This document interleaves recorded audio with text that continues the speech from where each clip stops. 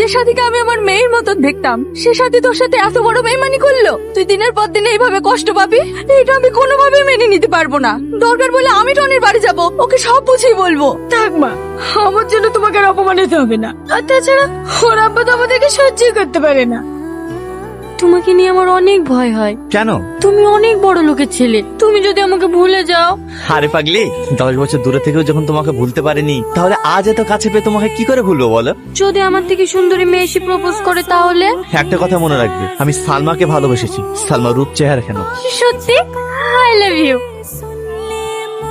Tony, তোমাকে একটা কথা বলার ছিল। আমার বান্ধবী নেই সাথী, ওই দেখো আসছে। ও আমাকে চ্যালেঞ্জ করেছে, ও তোমাকে যেভাবে হোক বোকা বানাবে। আসতে দাও ওকে, দেখি কি করে বোকা বানায়। হে, তুই এখানে কি করছিস রে হঠাৎ করে? সেই কৈফিয়ত আমি তোকে দেবো না। আজ আমি টনিকে সব সত্যি কথা বলবো। কি বলবে বলো? ছোটবেলায় যখন তোমার আব্বা তোমাকে আমার কাছ থেকে ছিনিয়ে দিয়ে যাচ্ছিল, তখন তুমি চিৎকার করে বলেছিলে, সালমা আমি তোমাকে জীবনেও ভুলতে পারবো না। তাহলে আজ তুমি কি করে আমাকে ছেড়ে বড় হয়ে গেলে? বিশ্বাস করো টনি, আমি সালমা, ও সাথী, ও তোমাকে ঠকিয়ে আমার কাছ থেকে কেড়ে নিয়েছে।